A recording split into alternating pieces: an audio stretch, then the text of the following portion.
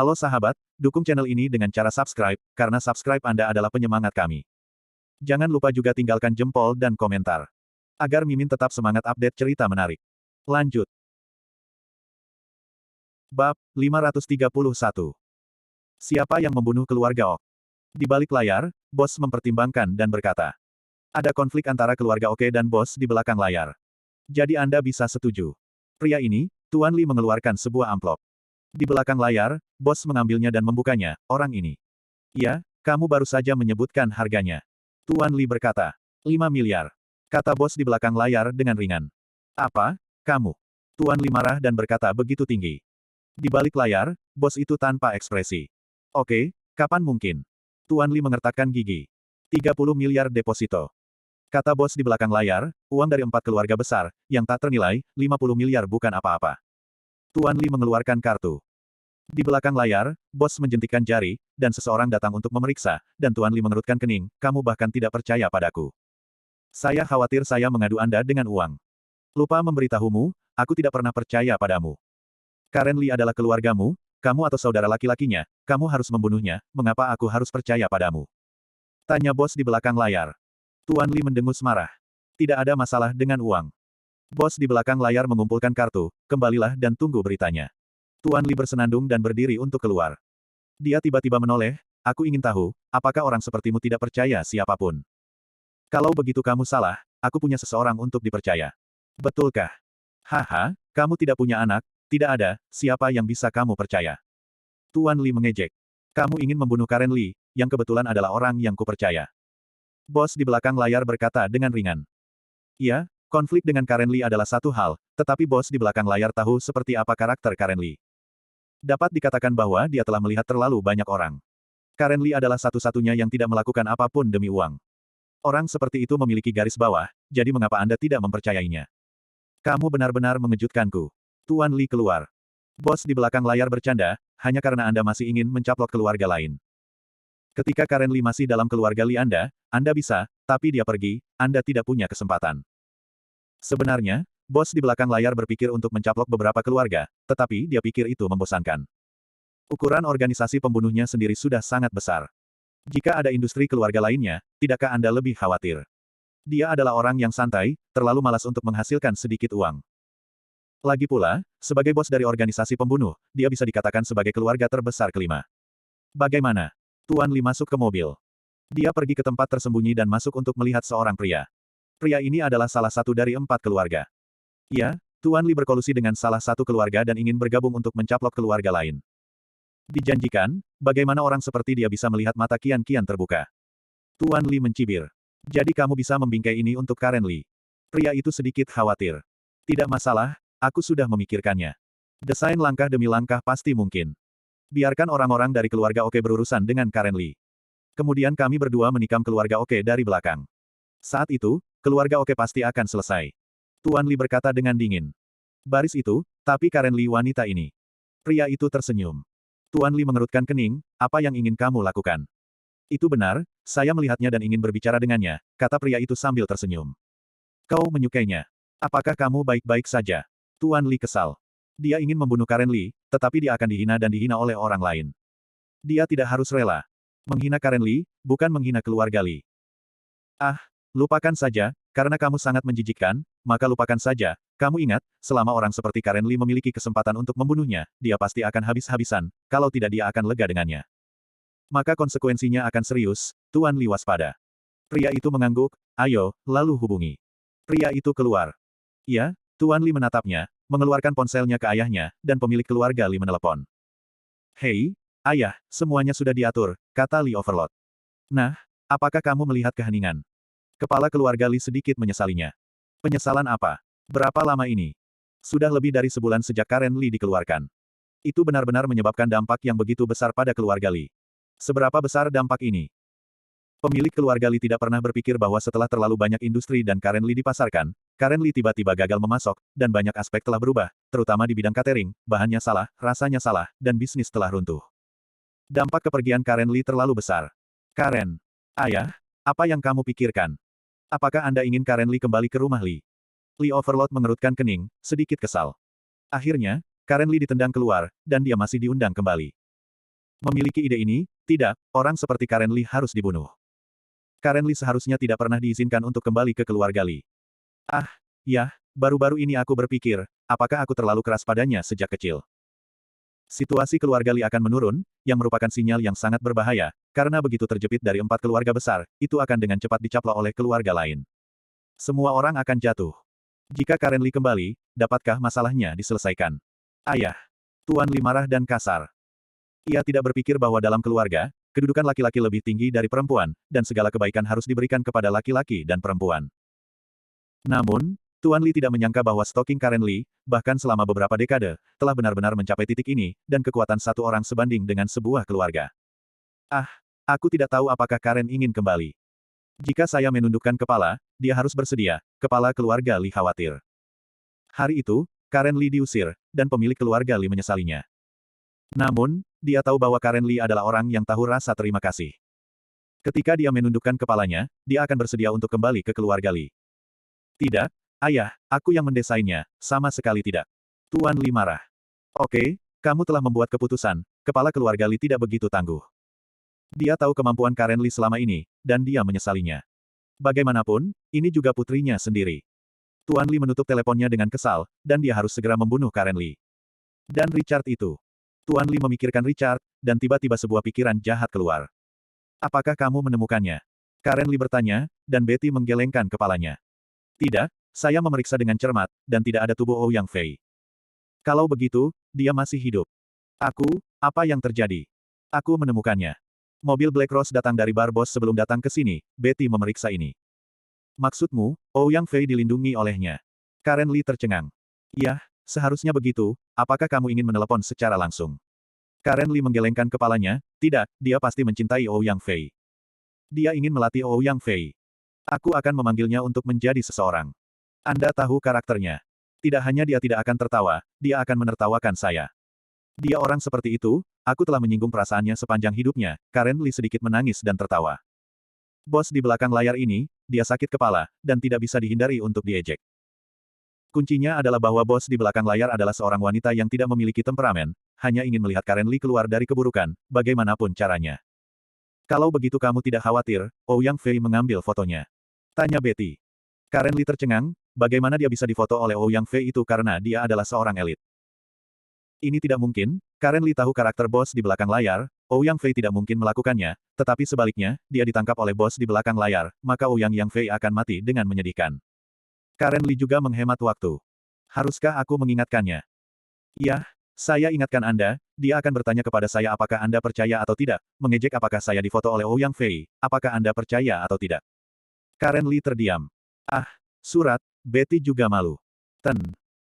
Lee, lihat dia, Betty tiba-tiba melihat sesuatu bergerak di rerumputan, itu adalah seseorang yang terbaring di dalam, gemetar dan merangkak, berlumuran darah, dia berjalan kesakitan, setiap kali dia berjalan dalam satu langkah, itu seperti patah hati.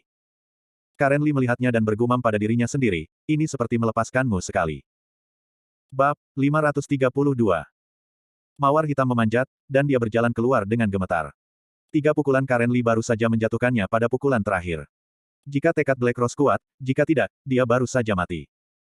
Mawar hitam itu bergetar kembali ke mobil, hanya beberapa puluh meter jauhnya, tetapi tubuhnya tercabik-cabik setiap langkahnya. Tapi dia bertahan dan duduk di mobil. Mata biru gelapnya menatap Karen Lee di villa.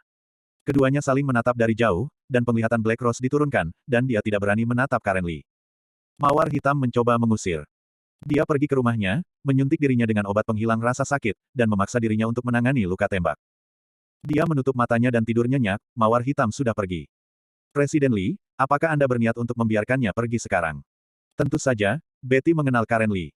Jika itu Karen Lee sebelumnya, maka mawar hitam itu benar-benar mati. Alasan mengapa Karen Lee membebaskannya adalah karena dia bersimpati pada mawar hitam dan difoto oleh Ouyang Fei ketika dia masih seorang wanita, dan ketika dia menembak dirinya sendiri 2 kali dengan pistol. Karen Lee memberinya kesempatan untuk mematuhi takdir. Black Rose mengambil kesempatan ini dan melawan. Yah, Karen Lee melihat, dan mawar hitam sudah pergi saat ini.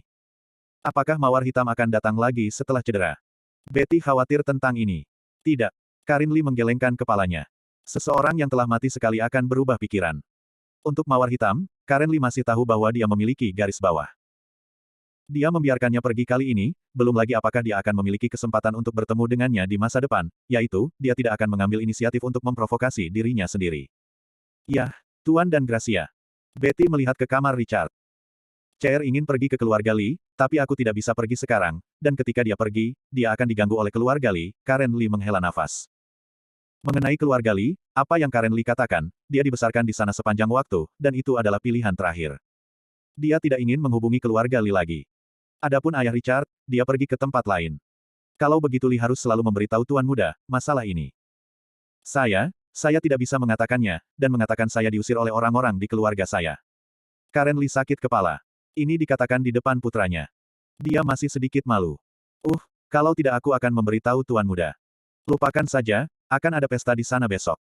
Aku akan mengajak Chair untuk bersantai, Karen Lee memikirkannya dan akan mengatakannya nanti. Anda harus menemukan peluang bagus. Betty mengangguk, Tuan Muda dan Ayah.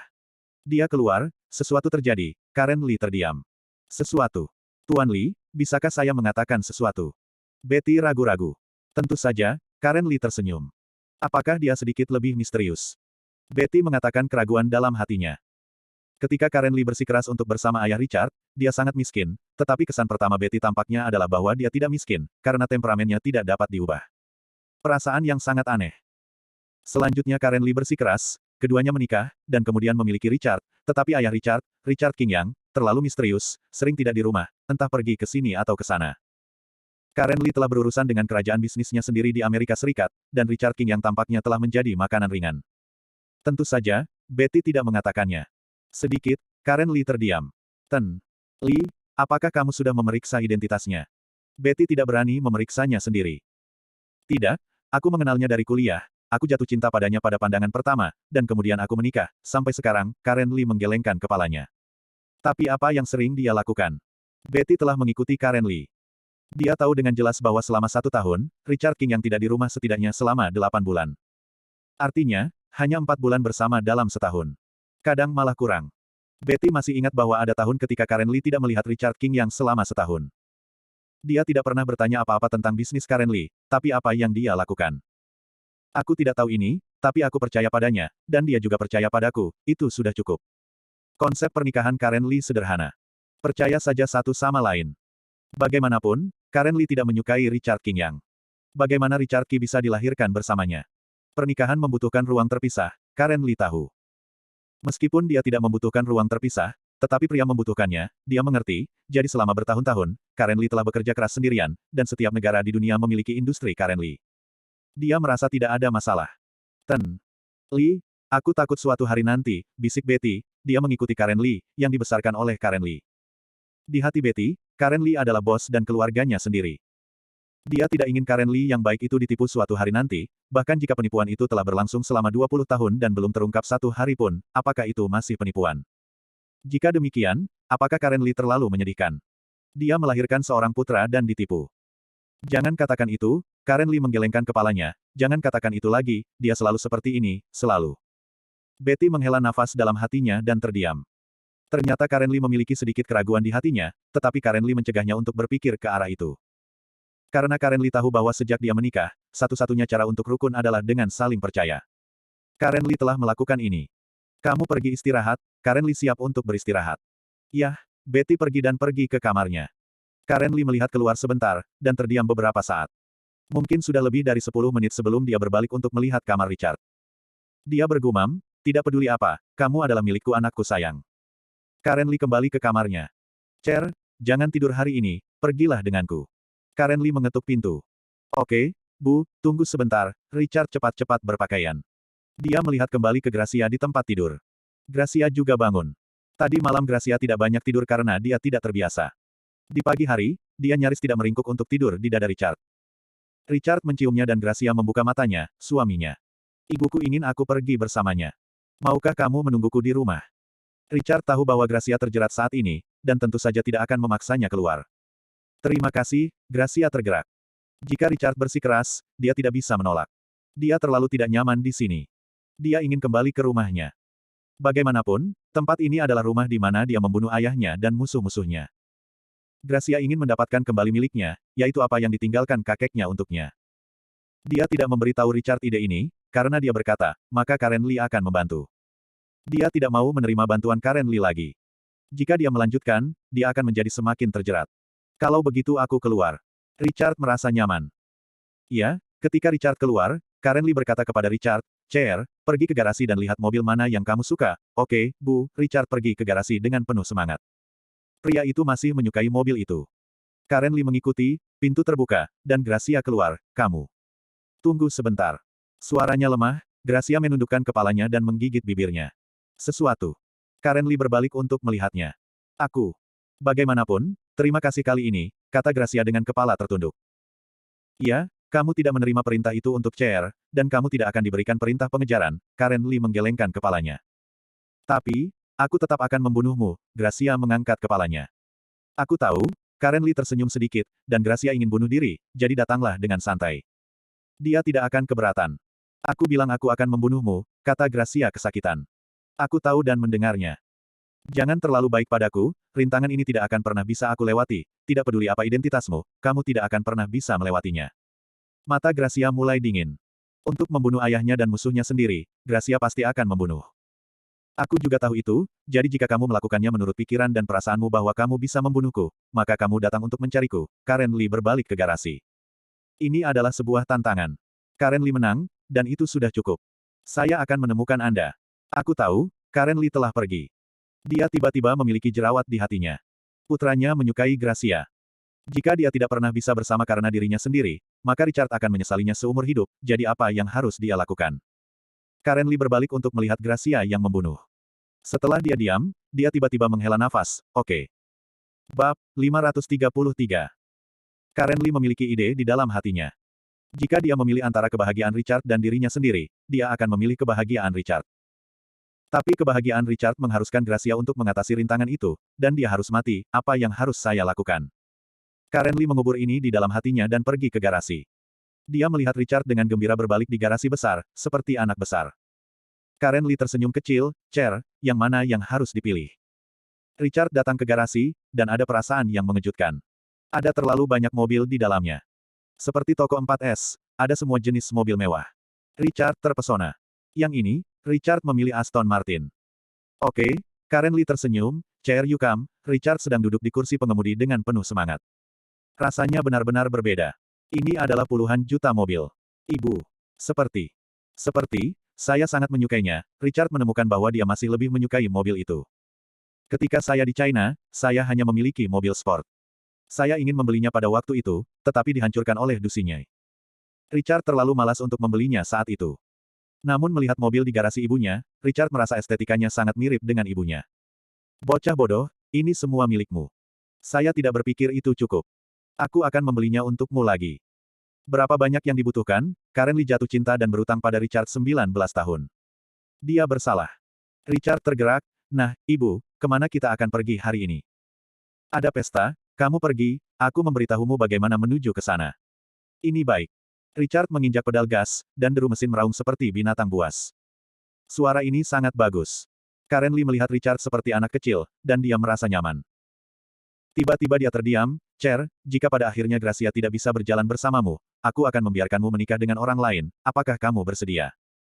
Richard mendengar pertanyaan ini dari ibunya, dan dia terdiam lama, "Tidak." Gracia bersama Richard sejak usia dini.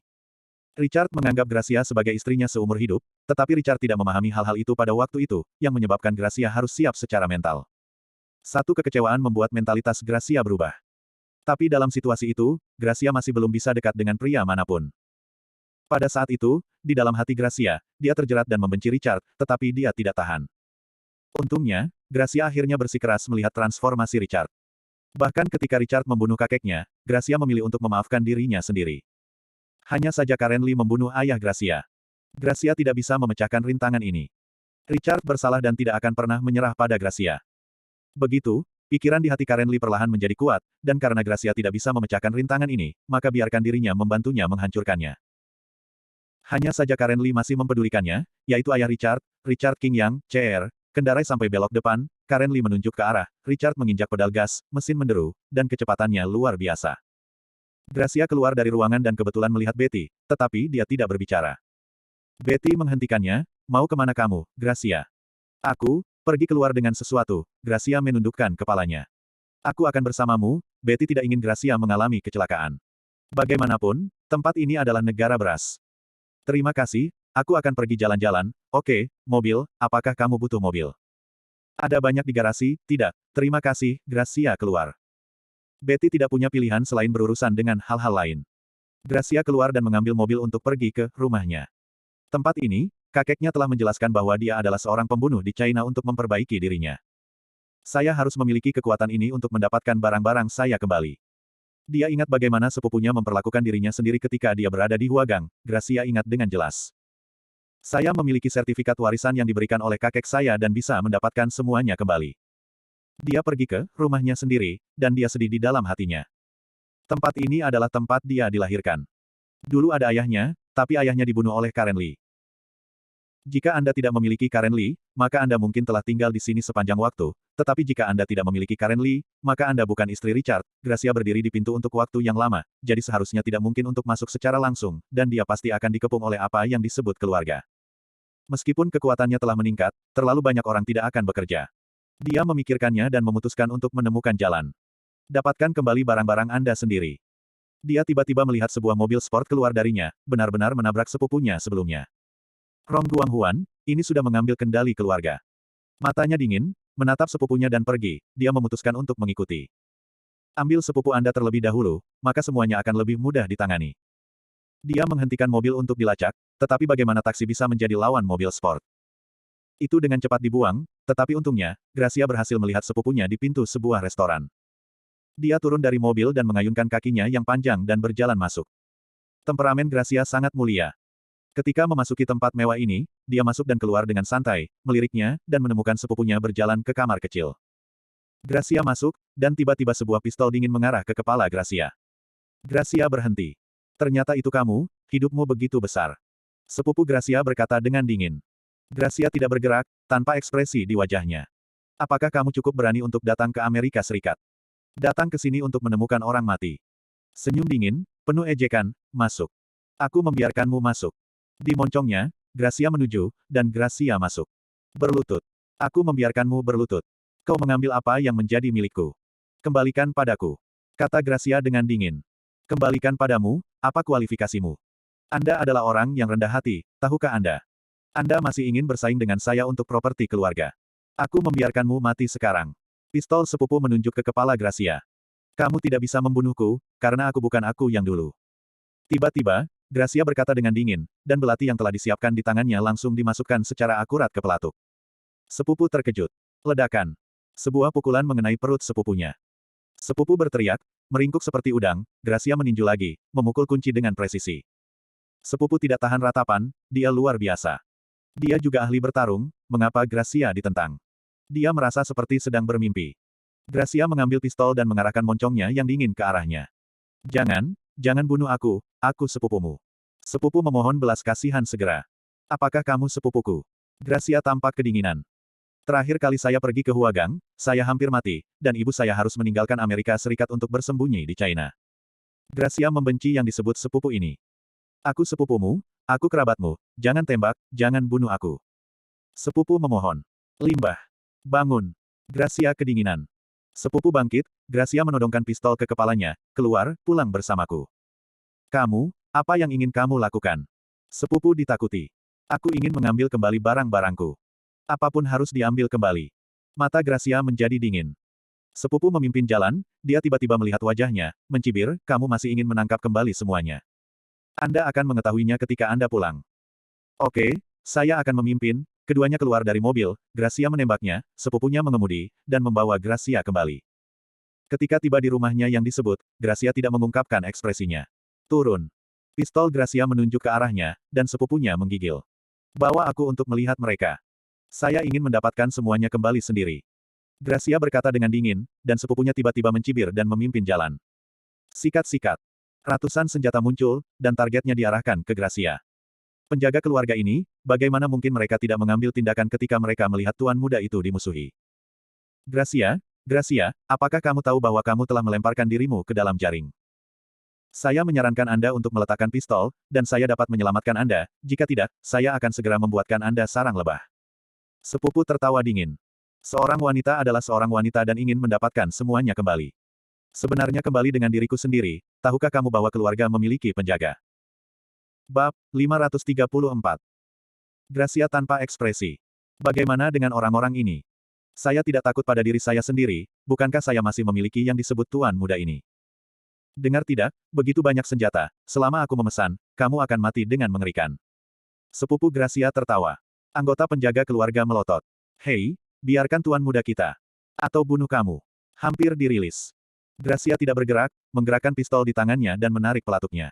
Ledakan. Tembakan menembus langit. Peluru menembus telinga sepupunya, darah mengalir, sepupunya kaget, rasa sakit membuatnya menjerit. Ah, berani kamu menembakku. Kau jalang, jalang. Sepupunya berteriak putus asa. Anggota penjaga keluarga membeku. Apa yang sedang terjadi di sini? Wanita ini benar-benar berani menembak. Begitu banyak orang, begitu banyak senjata, wanita ini sangat berani. Kamu mencari kematian, aku akan membuatmu mati jelek. Sepupunya ketakutan, wajahnya muram. Mata Gracia menjadi dingin dan menarik pelatuknya lagi, peluru itu melesat ke paha sepupunya. Setelah peluru ditembakkan, Gracia terus memfokuskan kepala pistol panasnya ke kepala sepupunya. Apa? Sepupunya hampir pingsan. Di mana dia ingin Gracia berani menembak? Darah DC. Penjaga keluarga tercengang. Orang gila yang tidak takut mati, letakkan senjataku. Bawa aku masuk. Gracia memerintahkan, sama sekali tidak tergerak. Ini memang sebuah perintah untuk memiliki yang disebut sandera di tangan Anda, jadi jangan khawatir tentang apapun. Kamu berani menembakku lagi, aku ingin kamu mati. Sepupunya kejam, dan dia berkeringat dingin. Apakah Anda meminta saya untuk menembak tembakan ketiga, kan? Gracia tanpa ekspresi. Kamu berani. Pak, Gracia menarik pelatuknya dengan jarinya. Tembakan peluru tanpa ragu-ragu. Memukul paha sepupunya, darah mengalir, sepupunya berteriak bahwa dia akan pingsan. Apa? Ini adalah tangisan air mata. Semua anggota penjaga keluarga saling memandang. Mereka ingin mencari kesempatan untuk menembak, tetapi Gracia terlalu cepat dan tidak punya waktu untuk menyerang. Mereka tidak berani mengambil risiko, bagaimana jika mereka menabrak tuan muda? Cukup. Kamu adalah Putri Yanli. Sebuah suara keluar. Kakek Gracia sudah mati, dan nenek juga sudah mati. Ini adalah ibu dari sepupunya. Benar. Mata Gracia dingin, dan melihat seorang wanita berusia 40-an yang keluar dari dalam. Pesonanya masih ada, dan dia sangat terawat. Apa yang kamu lakukan di sini? Masih memukul anakku. Wajah wanita itu dingin. Aku akan datang dan mengambil barang-barangku kembali. Kata Gracia. Barang-barangmu. Apa milikmu di sini? Wanita itu acuh tak acuh. Kakek memberiku segalanya di rumah sebelum dia meninggal, hanya itu yang ingin aku dapatkan kembali. Anda. Omong kosong. Wanita itu mencibir dan mencibir. Apa yang kamu? Kamu memenuhi syarat untuk apa? Ledakan. Gracia tidak memiliki bantahan, tetapi menarik pelatuknya, peluru ditembakkan, sepupunya berteriak bahwa dia pingsan. Tidak ada suara di sini. Tembakan Gracia luar biasa. 4 tembakan, tapi dia belum mati. Dengan gerakan ini, beberapa orang mengalami mati rasa di kulit kepala mereka. Itu dia, kata Gracia. Wanita ini, melihat putranya menjadi seperti ini, dia patah hati, kamu ambil anakku lagi, aku tidak akan pernah berakhir denganmu. Saya memiliki buku distribusi properti kakek dan memuntahkan semua barang milik saya. Gracia tahu bahwa dia tidak memiliki hubungan kekerabatan lagi, dan orang-orang ini melihat uangnya. Benar-benar mendominasi hal-hal yang menjadi milik Anda. Keluarkan dan lihat. Tegur wanita itu. Aku akan menunjukkan kepadamu bahwa semua orang di sini akan pergi. Gracia harus melakukannya. Ada terlalu banyak penjaga keluarga. Jika seseorang mengambil kesempatan untuk melepaskan senjata dingin, maka dia akan berada di sini hari ini. Bu, selamatkan aku, selamatkan aku. Sepupu Gracia sekarat dan memohon. Dia sudah takut. Kali ini Gracia dengan mudah mengalahkan dirinya sendiri terakhir kali. Kali ini, dia menjadi sangat kejam. Anakku, yakinlah. Mundur, mundur ke saya. Wanita itu memarahi. Tapi sekarang berbahaya untuk pensiunan tuan muda, wanita ini gila. Kapten penjaga keluarga ragu-ragu. Aura. Dia merasakan aura kuat di Gracia. Wanita gila ini tidak mudah, standarnya kejam. Aku menyuruhmu mundur, bayi laki-lakiku ada di tangannya. Mundur. Wanita itu kesal, matanya tertuju pada kapten, dan ada mata setan. Kapten mengangguk kecil. Mundur, mundur. Semua penjaga keluarga mundur, tetapi Gracia berkata dengan dingin, pertama lempar semua senjata ke tanganku. Penjaga keluarga saling memandang. Melemparkan. Tegur wanita itu. Semua orang melemparkan pistol ke tanah dan kemudian mundur. Mata Gracia melirik, memperingatkan bahwa dia tidak sedikit rileks, beri aku semua properti keluarga. Gracia ingin mengubah semuanya menjadi miliknya. Wanita itu berbahaya, biarkan aku mengutamakan putraku. Ledakan. Gracia tidak menarik pelatuknya dengan sopan. Tembakan kelima. Ah, ibu, selamatkan aku. Sepupu Gracia menjerit dan meratap. Dia sudah merasa sekarat. Gracia sangat kesakitan dalam pertarungan, dia ingin memohon belas kasihan. Hentikan. Wanita itu patah hati, tetapi ini adalah putranya sendiri. Dia bersumpah untuk menghancurkan tubuh Gracia. Lakukan sesuai dengan kata-kataku. Gracia berkata dengan dingin, mengambil kembali semua miliknya, Gracia akan menemukan seseorang untuk dikelola, atau membiarkan ibunya datang ke Amerika Serikat, Gracia akan terus menjadi pembunuh. Sampai yang pertama, sampai kekuatannya hampir sama dengan Karen Lee. Oke, oke, tunggu apa lagi, tembak aku. Wanita itu tiba-tiba dengan kejam. Ledakan. Sebuah peluru ditembakkan dari tempat tersembunyi, peluru panas itu ditembakkan ke tubuh Gracia, dan darah keluar, wanita itu mencibir, lihat apakah kamu mati. Cher, ada apa denganmu? Karen Lee tiba-tiba melihat Richard linglung. Bu, aku merasa tidak enak badan, Richard bingung sekarang, tidak tahu apa yang terjadi. Apakah kamu tidak sakit karena kamu tidak puas dengan air dan tanah? Ikuti aku dan katakan aku akan membawamu ke rumah sakit, manja Karen Lee. Meskipun dia belum tiba, Richard, yang mengemudi, linglung, yang bukan hal yang baik. Tidak, mungkin aku terlalu banyak berpikir, Bu, bagaimana selanjutnya? Belok kiri. Karen Lee terus menunjukkan jalannya. Richard menggelengkan kepalanya, bagaimana dia bisa tiba-tiba merasa salah. Dia tidak terlalu memikirkannya. Bagaimanapun, dia pergi keluar dengan ibunya dan tidak bisa kehilangan wajahnya. Hah? Anda tidak mati. Mawar hitam tidur, telepon tiba-tiba bangun, ini telepon bos di belakang layar. Bos di belakang layar membuat orang terus menatap, dan akhirnya menemukan bahwa mawar hitam itu benar-benar keluar, dan dia segera dengan lega memanggil bos di belakang layar. Tidak mati, mawar hitam tampak pucat, dan kali ini dia pertama kali berjalan melewati gerbang hantu. Kenapa kamu tidak mati? Mengapa Karen Lee membiarkanmu pergi? Bos tertarik. Itu tidak masuk akal sama sekali. Black Rose menembak ke rumah Karen Lee, tapi Karen Lee baik-baik saja, Richard baik-baik saja, dan akhirnya Black Rose terluka parah. Apa yang terjadi di tengah? Dia melepaskanku, Black Rose tidak berkata apa-apa lagi. Tentu saja dia bisa merasakannya. Pada pukulan terakhir, kekuatan Karen Lee jauh lebih sedikit. Ini jelas bukan karena Karen Lee tidak memiliki kekuatan, tetapi karena Karen Lee membiarkannya pergi. Berpikir untuk membunuh Karen Lee 2 kali sebelumnya, dia tiba-tiba merasa sedikit konyol, dan berpikir bahwa Karen Lee membiarkan dirinya pergi kali ini, dia sedikit rumit, dan dia bersyukur. Iya, dia tidak berterima kasih kepada siapapun atas kembalinya Black Rose. Kali ini, dia bersyukur. Di balik layar, bos berpikir, ini Karen Lee tidak mati. Tentu saja dia tidak tahu bahwa Karen Lee telah mengambil foto mawar hitam berhati lembut, jadi dia meletakkan mawar hitam hanya sekali. Karen Lee melukai tangannya. Tidak, yang menarik, sekarang seseorang membayar mahal untuk membunuh Karen Lee dan putranya, kamu tidak bisa mengambilnya. Jangan jawab, aku tidak akan menjawab tentang dia mulai hari ini. Mawar hitam berkata tanpa ragu-ragu. Mengapa? Bos di belakang layar sangat terkejut, apakah ini takut dipukuli oleh Karen Lee? Jadi tidak berani. Ini bukan mawar hitam. Karen Lee adalah orang yang spesial. Saya menemukannya sekarang, jadi saya tidak akan mengambilnya. Kata mawar hitam. Bab 535. Orang spesial. Seberapa istimewa? Di belakang layar, bos sedikit terpana. Apakah mawar hitam berkata demikian? Black Rose menolak untuk membunuh Karen Lee. Dia sudah cukup terkejut, dan dia mengatakan hal-hal baik tentang Karen Lee. Apakah kamu tidak tahu? Black Rose bertanya secara retoris. Saya tidak tahu, saya tidak tahu. Dia adalah orang yang keras kepala. Tentu saja, bos di belakang layar tahu siapa Karen Lee. Dia spesial, ya, wanita spesial. Tapi apakah Black Rose tahu? Bagaimana dia tahu? Saya, menghubungi, dan saya tahu, kata Black Rose. Karen Lee membebaskannya kali ini. Black Rose telah sepenuhnya mengubah Karen Lee. Jika itu dia tidak bisa melakukan ini. Tentu saja, dia juga menghormati lawannya. Hal ini terlihat dari pertarungan terakhir Logan. Jika dia benar-benar memiliki kesempatan untuk membunuh Karen Lee sebelumnya, dia tidak boleh melepaskannya, tetapi itu tidak mutlak. Lagi pula, paling tidak mudah untuk menemukan lawan. Oke, jangan katakan itu, kamu dapat pulih dengan cepat, aku akan membiarkanmu melakukan sesuatu. Bos di belakang layar terlalu malas untuk mengatakan apa-apa, Apakah Black Rose berubah pikiran tentang Karen Lee? Bagaimana Karen Lee melakukannya? Mengapa Anda belum mengubahnya? Tentu saja, bos di belakang layar pasti telah mengubah Karen Lee, tetapi dia tidak mengakuinya. Adapun orang Black Rose, bos di belakang layar sangat mewah. Black Rose memiliki setengah dari pekerjaan Karen Lee sebelumnya. Sangat tidak mungkin menemukan pembunuh seperti Black Rose, dan Karen Lee mundur lagi. Ouyang Fei itu masih perlu dilatih.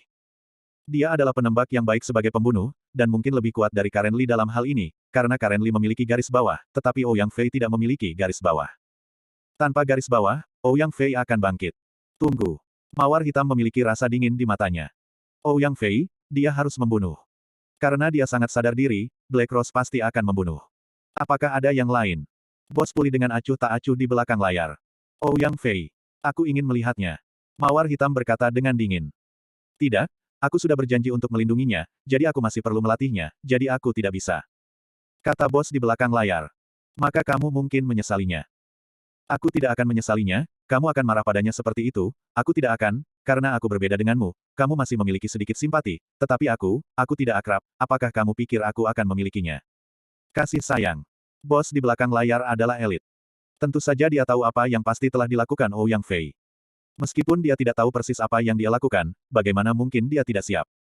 Bagaimana bisa orang yang tidak dijaga hari ini? Kalau begitu, semoga berhasil, tapi jika dia keluar, aku akan menangkapnya dan aku akan membunuhnya.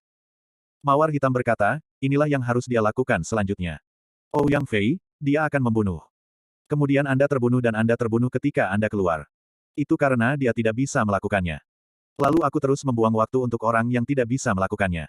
Bos di belakang layar berkata dengan acuh tak acuh. Yang dia inginkan adalah tuan, bukan sampah.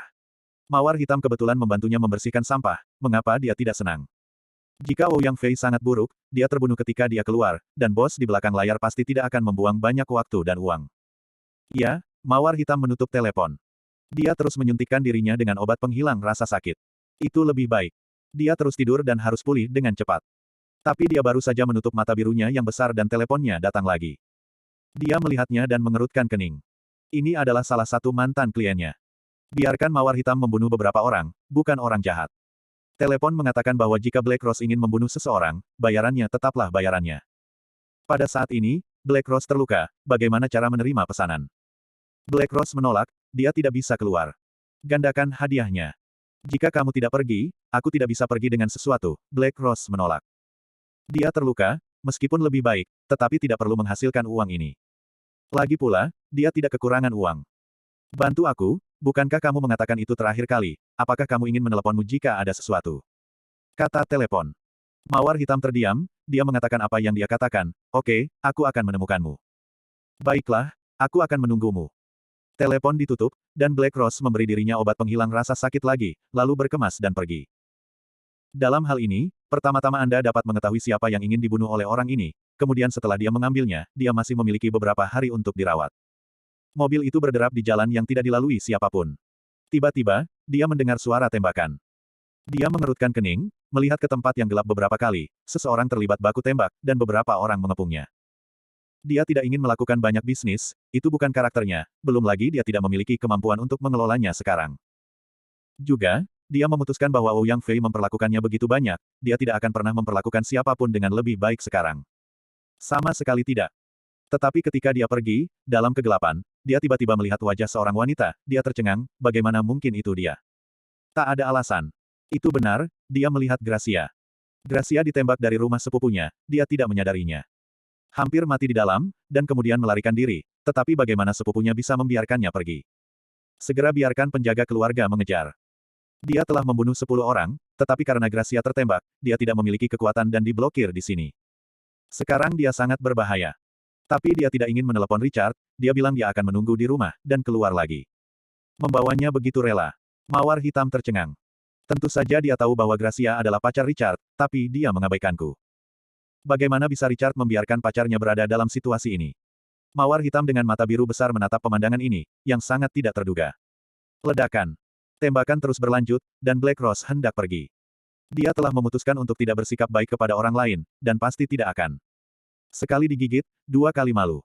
Dia menginjak pedal gas dan terus pergi. Ledakan. Sebuah peluru datang dan Gracia pucat. Dia bersembunyi di balik pohon saat ini. Dia ingin pergi dari sini dengan kemampuannya sendiri. Belum keluar. Masih mau lari. Panggil aku. Suara perintah yang dingin terdengar di suatu tempat, berderak, sekitar 10 orang ditembak pada saat yang sama, dan peluru itu menembak ke pohon di belakang Gracia. Wajah Gracia tidak berubah warna, dia menggigit bibirnya tanpa panik, dia menemukan kesempatan untuk menembak. Ledakan. Ups. Seorang pria dipukul, pria ini jatuh berlumuran darah, dan kepalanya tertembak dalam satu tembakan. Akukah? Yang paling muda. Panggil aku, tembak aku ke sarang lebah kuda. Panggil aku. Suara marah terdengar. Dengan semua tembakan senjata, Gracia yang terisolasi tidak memiliki kesempatan lagi. Dia mencoba melarikan diri dan tidak bisa mati di sini. Saya masih memiliki banyak hal yang harus dilakukan, saya belum membunuh Karen Lee, saya belum menikah dengan Richard, saya belum lahir. Terlalu banyak hal. Gracia bekerja keras untuk menemukan peluang. Tiba-tiba, sebuah granat datang dan Gracia menggertakkan giginya dan melompat keluar, bang. Gelombang kejut besar mendorong Gracia menjauh. Gracia jatuh ke tanah, dia memuntahkan darah, luka tembak membuatnya tidak nyaman, dan meledak. Dia mengertakkan gigi dan pergi untuk terus mencari tempat untuk berlindung. Dia diledakkan dan menangkapnya, saya akan menyiksanya. Berapa banyak saudara yang telah kita bunuh? Berikan padaku. Orang-orang bergegas mendekat, mata Gracia dingin, dia ragu-ragu, haruskah dia memanggil Richard? Tapi bagaimana mengatakannya? Ketika Gracia dalam bahaya, tiba-tiba, salah satu orang dalam kelompok itu berteriak, dan satu jatuh ke tanah, dengan lubang di alisnya dan darah mengalir keluar. Siapa? Siapa? Orang-orang ini kaget, apakah ada penolong? Kapten utama sangat marah, siapa, dia mengusirku. Siapa yang menaruh senjata gelap? Ini berani. Sebenarnya menaruh pistol gelap, tidak tahu siapa dia. Ledakan. Sebuah peluru keluar, mengenai pria yang memalingkan muka dari Timur Tengah, pria ini jatuh. Ah, cari tempat untuk berlindung, berlindung. Kapten terkejut. Ini adalah alis dari meraih senjata, apa tuan ini? Semua orang bersembunyi, tetapi peluru berdering lagi, seseorang tertembak, 1, 2. Ketiganya jatuh ke tanah hampir bersamaan. Kapten itu terkejut, 8 tua, siapa? Keluarkan aku. Mereka menembak tanpa pandang bulu, tetapi tidak mengenai, pemandangannya kacau. Tidak ada yang tahu dari mana senjata gelap itu berasal. Gracia tercengang. Siapa yang membantu dirinya sendiri?